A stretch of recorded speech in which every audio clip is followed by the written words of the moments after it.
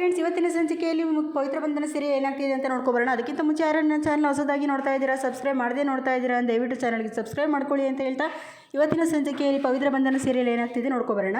ಇಲ್ಲಿ ಶುರುವಿನಲ್ಲಿ ನಮ್ರತಾ ಎಲ್ಲರೂ ಕೂಡ ಊಟ ಮಾಡ್ತಾ ಕೂತಿರ್ತಾರೆ. ಆವಾಗ ನಮ್ರತಾ ಇಲ್ಲಿ ದೇವ್ಗೆ ಸ್ವೀಟ್ನ ತಿನ್ಸೋಕೆ ಅಂತ ಹೋಗ್ತಾಳೆ. ನೋಡು ದೇವು, ತುಂಬ ಚೆನ್ನಾಗಿದೆ ಈ ಸ್ವೀಟು, ನೀನು ಸ್ವಲ್ಪ ಟೇಸ್ಟ್ ಮಾಡು ಅಂತ ಹೇಳ್ಬಿಟ್ಟು ತಿನ್ಸೋಕೆ ಹೋಗ್ತಾಳೆ. ಅಷ್ಟರಲ್ಲೇ ಅಲ್ಲಿ ಪವಿತ್ರ ಕೂಡ ಎಲ್ಲರೂ ಕೂಡ ಊಟ ಮಾಡ್ತಾ ಕೂತಿರ್ತಾರೆ, ನೋಡ್ತಾ ಇರ್ತಾರೆ. ಆವಾಗ ವಾವ್, ತುಂಬ ಚೆನ್ನಾಗಿದೆ, ನೈಸ್ ಅಂತ ಹೇಳ್ಬಿಟ್ಟು ಇಲ್ಲಿ ದೇವು ಸ್ವೀಟ್ನ ತಿಂದ್ಬಿಟ್ಟು ಪವಿತ್ರ ಅವರೇ ನೀವು ಕೂಡ ಟೇಸ್ಟ್ ಮಾಡಿ ಎಷ್ಟು ಚೆನ್ನಾಗಿದೆ ನೋಡಿ ಸ್ವೀಟು ಅಂತ ಹೇಳ್ಬಿಟ್ಟು ಪವಿತ್ರಗೆ ತಿನ್ಸೋಕೆ ಹೋಗ್ತಾರೆ. ಇದೊಂಥರ ಇದು ನಮ್ರತಾಗೆ ಸ್ವಲ್ಪ ಶೇಪ್ ಔಟ್ ಆದಂಗೆ ಆಗುತ್ತೆ. ಅವಾಗ ಎದುರುಗಡೆ ಕೂತಿದ್ದೆ ಅಂತ ದೇವ್ ತಂಗಿ ಆಗಿ ತಮ್ಮ ಇಬ್ಬರು ಕೂಡ ನಗೋಕ್ಕೆ ಶುರು ಮಾಡ್ತಾರೆ. ಅವಾಗ ಏನಾಯ್ತು ನಿಮಗೆ ನಗ್ತಾ ಇದ್ದೀರಾ ಅಂತ ಅಂದಾಗ ಏನಿಲ್ಲ, ಕೆಲವೊಂದು ಕಾಮಿಡಿ ಆಗಿ ಸಡನ್ನಾಗಿ ಕಣ್ಮುಂದೆ ಪಾಸ್ ಆಯಿತು, ಅದಕ್ಕೋಸ್ಕರ ನಗ್ತಾ ಇದ್ದೀವಣ್ಣ, ಹಾಗೇನಿಲ್ಲ ಅಂತ ಅಂದಾಗ ಇವಾಗ ಇಲ್ಲಿ ಪವಿತ್ರನೂ ಕೂಡ ನನಗೆ ಬೇಡ ನೀವು ತಿನ್ನಿ ಅಂತ ಹೇಳ್ಬಿಟ್ಟು ಇದು ಮಾಡ್ತಾ ಇರ್ತಾರೆ. ತಿನ್ನಿರಿ, ನೀವು ಯಾಕೆ ಈ ಥರ ಆಡ್ತೀರಾ ಅಂತ ಹೇಳ್ಬಿಟ್ಟು ಇಲ್ಲಿ ದೇವು ಇಲ್ಲಿ ಸ್ವೀಟ್ನ ತಿನ್ನಿಸ್ತಾರೆ. ಆವಾಗ ಇನ್ನೊಂದು ಕಡೆಯಲ್ಲಿ ನಮ್ರತಾ ತುಂಬಾ ಸಿಟ್ಟು ಮಾಡ್ಕೊಡ್ತಾಳೆ, ತಿನ್ನಿಸಿದ್ದು ನಾನು, ಆದರೆ ದೇವ್ ಮತ್ತೆ ಇಲ್ಲಿ ಪವಿತ್ರಗೆ ತಿನ್ನಿಸ್ತಾ ಇದ್ದಾನೆ ಅಂತ ಹೇಳ್ಬಿಟ್ಟು ಇಲ್ಲಿ ನಮ್ರತಾ ಅಲ್ಲಿಂದ ಕೈ ತೊಳ್ಕೊಂಡು ಎದ್ದು ಹೊರಟು ಬಿಡ್ತಾಳೆ. ಆವಾಗ ದೇವ್ ಏನಾಯಿತು ಅಂತ ಅಂದಾಗ ಇಲ್ಲ ನನಗೆ ಹಸಿವಿಲ್ಲ ಅಂತ ಹೇಳ್ಬಿಟ್ಟು ಅಲ್ಲಿಂದ ನಮ್ರತಾ ಕೂಡ ಎದ್ದು ಹೊರಟು ಹೋಗ್ಬಿಡ್ತಾಳೆ. ಇನ್ನೊಂದು ಕಡೆ ಇಲ್ಲಿ ರಂಗ ನಡೆದಿದ್ದೆಲ್ಲ ನೆನೆಸ್ಕೊಂಡು ತುಂಬಾ ಬೇಜಾರು ಮಾಡ್ಕೊತಾ ಇರ್ತಾನೆ.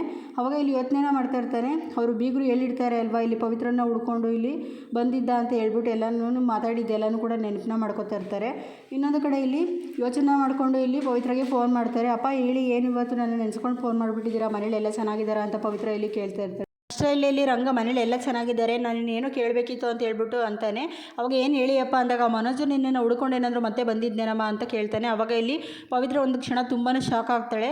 ಯಾಕಪ್ಪ ಈ ರೀತಿ ಕೇಳ್ತಾ ಇದ್ದೀರಾ ಅಂತ ಹೇಳ್ಬಿಟ್ಟು ಹೇಳ್ತಾಳೆ. ಅವಾಗ ಇಲ್ಲ ಹಾಗೇನಿಲ್ಲ, ನನಗೆ ಇಲ್ಲಿ ಮಧ್ಯದಲ್ಲಿ ಸಿಕ್ಕಿದ್ದ ಬರುವಾಗ ದಾರಿಯಲ್ಲಿ, ಅವಾಗ ಅವನು ಈ ಥರ ಏನೇನೋ ಬಡಬಡಾಯಿಸ್ತಾ ಇದ್ದ, ಹೋಗಿದ್ದೆ ನಾನು ಮಾತಾಡ್ಸೋಕ್ಕೆ ಅಂತ ಹೇಳ್ಬಿಟ್ಟು ಅದಕ್ಕೋಸ್ಕರ ಕೇಳಿದೆ ಅಂತ ಕೇಳ್ತಾನೆ. ಹಾಗೇನಿಲ್ಲಪ್ಪ, ಅವನು ನೋಡಿ ನಾನು ತುಂಬ ತಿಂಗಳುಗಳೇ ಆಯಿತು, ನೀವೇನಾದ್ರ ಬಗ್ಗೆ ಯೋಚನೆ ಮಾಡಬೇಡಿ, ನೀವು ಆರಾಮಾಗಿರಿ ಅಂತ ಹೇಳ್ಬಿಟ್ಟು ಇಲ್ಲಿ ಪವಿತ್ರ ಇಲ್ಲಿ ರಂಗಂಗೆ ಹೇಳ್ತಾ ಇರ್ತಾಳೆ.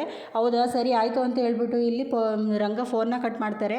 ಇನ್ನೊಂದು ಕಡೆ ಇಲ್ಲಿ ರಂಗ ಫೋನ್ನ ಕಟ್ ಮಾಡಿ ಕೆಳಗಡೆ ಕುಸ್ತು ಬೀಳ್ತಾನೆ. ಆವಾಗ ಏನಾಯಿತು ಅಂತ ಹೇಳ್ಬಿಟ್ಟು ಇಲ್ಲಿ ರಂಗ ಅವರ ಅಪ್ಪ ಕೇಳ್ತಾರೆ. ಏನೇ ಆಗಲಿ ನಾನು ಬೆಳೆಸಿ ಸಾಕಿದ ಮಗಳು ಇವತ್ತು ನನ್ನ ಹತ್ರನೇ ಸುಳ್ಳು ಹೇಳೋ ಥರ ಆಗೋಗ್ಬಿಟ್ಲು. ಆ ರಂಗ ಬಂದು ಈ ಥರ ಎಲ್ಲ ಮಧ್ಯರಾತ್ರಿಯಲ್ಲಿ ಹೋಗಿ ಕಾಂಪೌಂಡ್ ಎಲ್ಲ ಹಾರಿ ಅವಳಿಗೆ ಎಷ್ಟು ತೊಂದರೆ ಕೊಟ್ಟರು ಕೂಡ ಅವಳು ನನ್ನ ಹತ್ರನೇ ಈ ರೀತಿ ಹೇಳ್ತಾ ಇದ್ದಾಳಲ್ವಾ, ನನ್ನ ಹತ್ರನೇ ಸುಳ್ಳು ಹೇಳ್ತಾ ಇದ್ದಾಳೆ, ಇಷ್ಟು ದೊಡ್ಡ ಇದಾಗಿದ್ದಾಳೆ ಅವಳು ಅಂತ ಹೇಳ್ಬಿಟ್ಟು ಇಲ್ಲಿ ರಂಗ ಬೇಜಾರು ಮಾಡ್ಕೊತಾ ಇರ್ತಾಳೆ. ಅವಾಗ ಅವ್ರ ಅಪ್ಪ ಇಲ್ಲಿ ಸಮಾಧಾನ ಮಾಡ್ತಾ ಇರ್ತಾನೆ. ಯಾಕೆ ಆ ರೀತಿ ಅನ್ಕೋತೀಯ, ಆ ಮಗು ಪಾಪ ಅಲ್ಲಿ ಯಾವ ಪರಿಸ್ಥಿತಿಲಿ ಇದೆಯೋ ಏನೋ, ಎಲ್ಲ ನೀನು ಬೇಜಾರು ಮಾಡ್ಕೋಬೇಡ ಅಂತ ಹೇಳ್ಬಿಟ್ಟು ಇಲ್ಲಿ ರಂಗಂಗೆ ಅವರಪ್ಪ ಸಮಾಧಾನ ಮಾಡ್ತಾ ಇರ್ತಾರೆ. ಇನ್ನೊಂದು ಕಡೆ ಇಲ್ಲಿ ರಾಧಿಕಾ ಇಲ್ಲಿ ಜೋರಾಗಿ ಕಿರ್ಚೋಕೆ ಶುರು ಮಾಡ್ತಾಳೆ.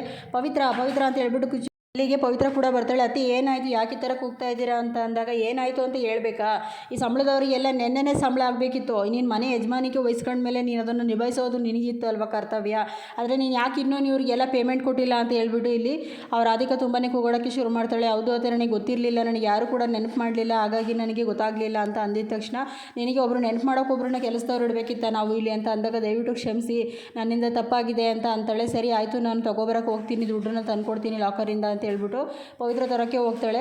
ಆವಾಗ ಇನ್ನೊಂದು ಕಡೆ ಇಲ್ಲಿ ಸುಮ್ಮನೆ ಹೋಗ್ಬಿಟ್ರೆ ಆಯಿತಾ, ಯಾರ್ಯಾರಿಗೆ ಎಷ್ಟೆಷ್ಟು ಕೊಡಬೇಕು ಅಂತ ಗೊತ್ತಿದೆಯಾ ನಿನಗೆ, ಟೋಟಲ್ 8 ಲಕ್ಷ ತಗೋಬಾ ಅಂತ ಅಂದಿದ ತಕ್ಷಣ ಪವಿತ್ರ ಇಲ್ಲಿ ಒಂದು ಕ್ಷಣ ಗಾಬರಿ ಆಗ್ತಾಳೆ. ಏನು ಅತ್ತೆ 8 ಲಕ್ಷನ ಅಂದಾಗ ಹೌದು 8 ಲಕ್ಷ ತಗೋಬಾ ಅಂತ ಹೇಳ್ತಾಳೆ. ಆವಾಗ ಇನ್ನೊಂದು ಕಡೆ ಇಲ್ಲಿ ಸರಿ ಆಯಿತು ಅಂತ ಹೋಗಿ ರಾಧಿಕಾ ನೋಡೋಕೆ ಹೋದಾಗ ಕಬೋರ್ಡಲ್ಲಿ ಬರೀ 5 ಲಕ್ಷ ಮಾತ್ರ ಕ್ಯಾಶ್ ಇರುತ್ತೆ. ಆವಾಗ ಇಲ್ಲಿ ರಾಧಿಕಾ ತುಂಬಾ ಗಾಬರಿ ಪವಿತ್ರ ತುಂಬಾ ಗಾಬರಿ ಆಗ್ತಾಳೆ. ಏನು ಮಾಡೋದು ಇವಾಗ, ಈ ಥರ ಆಗಿದೆಯಲ್ಲ, ಮಾವ ಇಲ್ಲಿ 15 ಲಕ್ಷ ದುಡ್ಡನ್ನ ಇಸ್ಕೊಂಡಿದ್ದಾರೆ, ಅದು ಬೇರೆ ಯಾರಿಗೂ ಹೇಳ್ಬೇಡ ಅಂತ ಹೇಳಿದ್ದಾರೆ, ಏನು ಮಾಡೋದು ಇವತ್ತು, ಇಂಥ ಇಕ್ಕಟ್ಟಿನ ಪರಿಸ್ಥಿತಿಗೆ ನಾನು ಸಿಗಾಕೊಬಿಟ್ಟಿದ್ದೀನಲ್ಲ ಅಂತ ಹೇಳ್ಬಿಟ್ಟು ಇಲ್ಲಿ ಯೋಚನೆ ಮಾಡ್ತಾ ನಿಂತಿರ್ತಾಳೆ. ಆವಾಗ ಇನ್ನೊಂದು ಕಡೆಯಲ್ಲಿ ಪವಿತ್ರ ಹೊರಗಡೆ ಬಂದ್ಬಿಟ್ಟು ಅತ್ತೆ ದಯವಿಟ್ಟು ಕ್ಷಮಿಸಿ, ಇಲ್ಲಿರೋದು 5 ಲಕ್ಷ ಕ್ಯಾಶು ಅಂತ, 5 ಲಕ್ಷನ ಕಬೋರ್ಡಲ್ಲಿ ನಾನೇ 20 ಲಕ್ಷ ಕ್ಯಾಶ್ ಇಟ್ಟಿದ್ದೀನಿ, ಏನಾಯಿತು ಅಂತ ಹೇಳ್ಬಿಟ್ಟು ರಾಧಿಕಾ ಕೂಗೋಡೋಕ್ಕೆ ಶುರು ಮಾಡ್ತಾಳೆ. ಆವಾಗ ಇಲ್ಲಿ ಹಾಗೆ ಅದೇ ಅತ್ತೆ ಅಂತ ಹೇಳ್ಬಿಟ್ಟು ಇಲ್ಲಿ ಮಾತಾಡೋಕ್ಕೆ ಬರ್ದಲ್ಲೇ ಇಲ್ಲಿ ಪವಿತ್ರ ತುಂಬಾ ತಡಬಡಿಸ್ತಾ ನಿಂತ್ಕೊಬಿಡ್ತಾಳೆ. ಏನಾಯಿತು ಅಂತ ನಿನ್ನೆ ಕೇಳ್ತಾ ಇರೋದು ಪವಿತ್ರ, ನನಗೆ ಈಗ ಲೆಕ್ಕ ಬೇಕು, 15 ಲಕ್ಷ ಏನಾಯಿತು ಅಂತ ನನಗೆ ಲೆಕ್ಕ ಬೇಕು ಅಂತ ಹೇಳ್ದಾಗ ಕೂಗಾಡೋಕ್ಕೆ ಶುರು ಮಾಡ್ತಾಳೆ. ಮನೆ ಜನ ಎಲ್ಲ ಬರ್ತಾರೆ. ಆವಾಗ ಇಲ್ಲಿ ತಾತ ಅಜ್ಜಿ ಕೂಡ ಬರ್ತಾರೆ. ಆವಾಗ ಇಲ್ಲಿ ಏನಾಯಿತು ರಾಧಿಕಾ, ಅದು ಏನಾರು ತಪ್ಪು ನಡೆದಿರಲಿ, ಫಸ್ಟು ಎಲ್ಲರ ಮುಂದೆ ಈ ಥರ ಮಾತಾಡೋದು ಸರಿ ಇಲ್ಲ ಅಂದಿದ ತಕ್ಷಣ ಇಲ್ಲಿ ಸರಿ ಆಯಿತು ಅಂತ ಹೇಳ್ಬಿಟ್ಟು ರಾಧಿಕಾ ಏನು ಮಾಡ್ತಾಳೆ, ಇಲ್ಲಿ ಕ್ಯಾಶನ್ನು 5 ಲಕ್ಷ ಇರುವಂಥ ಕ್ಯಾಶನ್ನು ಮಿಕ್ಕಿದ್ದನ್ನು ನಾನು ಅಕೌಂಟು ಟ್ರಾನ್ಸ್ಫರ್ ಮಾಡ್ತೀನಿ ಅಂತ ಹೇಳ್ಬಿಟ್ಟು ಕೆಲಸದವ್ರನ್ನೆಲ್ಲನೂ ಅಲ್ಲಿಂದ ಕಳಿಸ್ತಾಳೆ.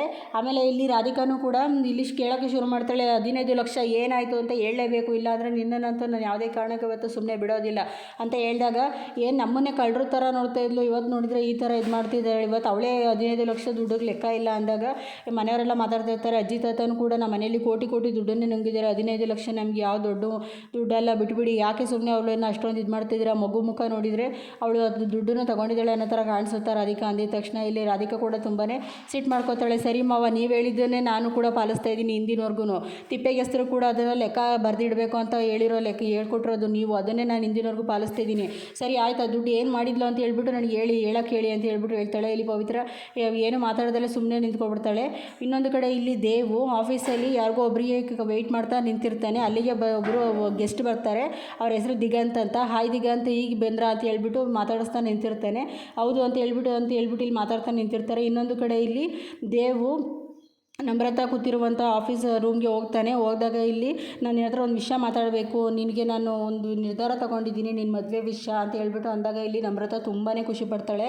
ಇಲ್ಲಿ ದೇವು ನನ್ನ ಹತ್ರ ಮದುವೆ ವಿಷಯ ಮಾತಾಡೋಕೆ ಬಂದಿದ್ದಾನೆ ಅಂದರೆ ಖಂಡಿತವಾಗ್ಲೂ ಅವನು ನನ್ನನ್ನೇ ಮದುವೆ ಆಗ್ತಾ ಇದ್ದಾನೆ ಅಂತ ಹೇಳ್ಬಿಟ್ಟು ಇಲ್ಲಿ ತಪ್ಪಾಗಿ ಅರ್ಥ ಮಾಡ್ಕೋತಾಳೆ. ಇನ್ನೊಂದು ಕಡೆ ಅಲ್ಲಿ ವೆಯ್ಟ್ ಮಾಡೋಕ್ಕೆ ಅಂತ ಹೇಳ್ಬಿಟ್ಟು ಇಲ್ಲಿ ದಿಗಂತನ ನಿಲ್ಲಿಸಿ ಬಂದಿರ್ತಾನೆ. ಆವಾಗ ಇಲ್ಲಿ ಅವನು ದಿಗಂತನ ಇಲ್ಲಿ ತೋರಿಸ್ತಾ ಇರ್ತಾನೆ, ನಿನಗೆ ಆ ಥರ ಹುಡುಗ ಆದರೆ ಓಕೆನಾ ಅಂತ ಹೇಳ್ಬಿಟ್ಟು. ಅಷ್ಟರೊಳಗಡೆ ನಮ್ರತಾ ನೋಡೋ ಅಷ್ಟರೊಳಗಡೆ ದಿಗಂತ ಅಲ್ಲಿ ಇರೋದಿಲ್ಲ. ಅಷ್ಟರೊಳಗಡೆ ಅಲ್ಲಿ ನಮ್ರತಾ ಅಪಾರ್ಥ ಮಾಡಿಕೊಂಡು ಇಲ್ಲಿ ದೇವ್ ಫೋಟೋನ ನೋಡಿಬಿಡ್ತಾಳೆ. ಆವಾಗ ಇಲ್ಲಿ ತುಂಬಾ ಎಕ್ಸೈಟ್ಮೆಂಟ್ ಆಗಿಬಿಟ್ಟು, ನೀನು ತೊಗೊಂಡಂಥ ನಿರ್ಧಾರ ನನಗೆ ಯಾವತ್ತೂ ಕೂಡ ಸರಿ ಅಂತಲೇ ಅನಿಸುತ್ತೆ, ಆದರೆ ಪವಿತ್ರ ಏನು ಮಾಡ್ತೀಯಾ ಅಂದಾಗ ಅವಳು ಇಲ್ಲಿ ತಪ್ಪಾಗಿ ಅರ್ಥ ಮಾಡಿಕೊಂಡು, ಪವಿತ್ರನ ಬಗ್ಗೆ ನೀನು ಯೋಚನೆ ಮಾಡಬೇಡ, ಅವಳು ಯಾವತ್ತಿದ್ರೂ ನಿನ್ನ ಖುಷಿನೇ ಬಯಸ್ತಾಳೆ ಅಂತ ಹೇಳ್ಬಿಟ್ಟು ಇಲ್ಲಿ ಹೇಳ್ತಾನೆ. ಆವಾಗ ನಾಳೆ ಆಯಿತು, ಆಗಿದ್ದರೆ ರೆಡಿಯಾಗಿರೋ ನಿನಗೊಂದು ಬಿಗ್ ಸರ್ಪ್ರೈಸ್ ಇದೆ ಅಂತ ಹೇಳ್ಬಿಟ್ಟು ಇಲ್ಲಿ ದೇವ್ ಕೂಡ ಹೇಳ್ತಾನೆ. ಇನ್ನೊಂದು ಕಡೆ ಇಲ್ಲಿ ನಮ್ರತಾ ತಪ್ಪಾಗಿ ಅರ್ಥ ಮಾಡಿಕೊಂಡು, ಓಕೆ ನಾನು ಇದಕ್ಕೋಸ್ಕರನೇ ತುಂಬ ದಿವಸದಿಂದ ಕಾಯ್ತಾ ಇದ್ದೆ ಅಂತ ಹೇಳ್ಬಿಟ್ಟು ತುಂಬಾ ಖುಷಿಯಾಗಿ ಇಲ್ಲಿ ಇದು ಮಾಡ್ತಿರ್ತಾಳೆ. ಇನ್ನೊಂದು ಕಡೆ ಇಲ್ಲಿ ಸರಿ ಆಯಿತು ಅಂತ ಹೇಳ್ಬಿಟ್ಟು ಆಗಿದ್ದರೆ ಇವತ್ತು ಯಾವೇ ಗ್ರೇಟ್ ಡೇ ಅಂತ ಹೇಳ್ಬಿಟ್ಟು ಅಲ್ಲಿಂದ ಓಡ್ಬಿಡ್ತಾನೆ. ಇನ್ನೊಂದು ಕಡೆ ಮತ್ತೆ ಇಲ್ಲಿ ಕೇಳ್ತಾ ಇರ್ತಾನೆ, ನೋಡು ನನಗೆ ಸುಮ್ಮನೆ ಸಿಟ್ಟು ಬರೆಸ್ಬೇಡ, ನೀನು ಲೆಕ್ಕ ಹೇಳಲಿಲ್ಲ ಅಂದರೆ ನಾನು ಇವತ್ತು ನಿನ್ನನ್ನು ಸುಮ್ಮನೆ ಬಿಡೋದಿಲ್ಲ, ದುಡ್ಡನ್ನು ಏನು ಮಾಡಿದೆ ಅಂತ ಕೇಳ್ತಾ ಇರ್ತಾಳೆ. ರಾಧಿಕಾ ಏನು ಮಾಡೋದು, ಇವತ್ತು ನಾನು ಹೇಳಲಿಲ್ಲ ಅಂದರೆ ಮಾವನ ಮೇಲೆ ಹೇಳಿದರೆ ಮಾವಂಗೆ ಮೇಲೆ ತಪ್ಪು ತಿಳ್ಕೊತಾರೆ, ನಾನು ಹೇಳ್ದಲೇ ಹೋದರೆ ಇವತ್ತು ನನ್ನ ತವ್ರ ಮೇಲೆ ಕಳ್ತನದ ಅಪರಾಧ ಹೊರಿಸ್ತಾ ಇದ್ದಾರೆ, ಆದರೆ ನಾನು ಏನು ಮಾಡಲಿ, ನಾನು ಹೇಳಲಿಲ್ಲ ಅಂದರೆ ಇವತ್ತು ನನಗೆ ಇದಿಲ್ವಲ್ಲ ಅಂದಿದ ತಕ್ಷಣ ಇಲ್ಲಿ ರಾಧಿಕಾ ಜೋರಾಗಿ ಎಳ್ಕೊಂಡು ಹೋಗಿ ಇಲ್ಲಿ ದೇವ್ರ ಮನೆ ಹತ್ರ ನಿಲ್ಲಿಸ್ತಾಳೆ. ನೋಡು ಇವತ್ತು ನೀನು ಹೇಳಲೇಬೇಕು, ದೇವ್ರ ಮೇಲೆ ಪ್ರಮಾಣ ಮಾಡಿ ಹೇಳು, ಆ ದುಡ್ಡನ್ನು ಏನು ಮಾಡಿದೆ ಅಂದಿದ ತಕ್ಷಣ ಆ ದುಡ್ಡನ್ನು ನಾನೇ ತೊಗೊಂಡಿದ್ದೀನಿ, ದಯವಿಟ್ಟು ಏನಕ್ಕೆ ತೊಗೊಂಡಿದ್ದೀನಿ, ಯಾಕೆ ತೊಗೊಂಡಿದ್ದೀನಿ ಅಂತ ಕೇಳಬೇಡಿ ಅಂತ ಹೇಳ್ಬಿಟ್ಟು ಇಲ್ಲಿ ಪವಿತ್ರ ಹೇಳ್ತಾಳೆ. ಹೌದಾ, ಹಾಗಿದ್ರೆ ನೀನು 15 ಲಕ್ಷ ದುಡ್ಡು ಕೊಟ್ಟಿಲ್ಲ ಅಂದರೂ ಆವಾಗ ಇನ್ನೊಂದು ಕಡೆ ಇಲ್ಲಿ ತುಂಬಾ ತಡಬಡಿಸ್ತಾ ನಿಂತಿರ್ತಾಳೆ ಪವಿತ್ರನೂ ಕೂಡ. ಆಮೇಲೆ ಎಲ್ಲರೂ ಕೂಡ ಮನೆಯವರೆಲ್ಲರೂ ಕೂಡ ನಾನೇ ತೊಗೊಂಡೆ ಅಂದಿದ ತಕ್ಷಣ ತುಂಬಾ ಶಾಕ್ ಆಗ್ತಾರೆ. ಇಲ್ಲಿಗೆ ಇವತ್ತಿನ ಸಂಚಿಕೆ ಮುಕ್ತಾಯ ಆಗುತ್ತೆ. ನಾನು ನಿಮಗೆ ನೆಕ್ಸ್ಟ್ ಸಂಚಿಕೆಯೊಂದಿಗೆ ಮತ್ತೆ ಸಿಗ್ತೀನಿ. ಅಲ್ಲಿವರೆಗೂ ಯಾರ್ಯಾರು ನನ್ನ ಚಾನಲ್ನ ಹೊಸದಾಗಿ ನೋಡ್ತಾ ಇದ್ದರೆ ದಯವಿಟ್ಟು ಸಬ್ಸ್ಕ್ರೈಬ್ ಮಾಡದೆ ನೋಡ್ತಾರೆ, ಸಬ್ಸ್ಕ್ರೈಬ್ ಮಾಡ್ಕೊಳ್ಳಿ ಅಂತ ಹೇಳ್ತಾ ನೆಕ್ಸ್ಟ್ ಎಪಿಸೋಡೊಂದಿಗೆ ಏನಾಗುತ್ತೆ ಅಂತ ಹೇಳ್ಬಿಟ್ಟು ನಿಮಗೆ ಮತ್ತೆ ನೆಕ್ಸ್ಟ್ ಎಪಿಸೋಡೊಂದಿಗೆ ಮತ್ತೆ ಸಿಗ್ತೀನಿ ಅಂತ ಹೇಳ್ತಾ ಇವತ್ತಿನ ಎಪಿಸೋಡ್ನ ಮುಗಿಸ್ತಾ ಇದ್ದೀನಿ.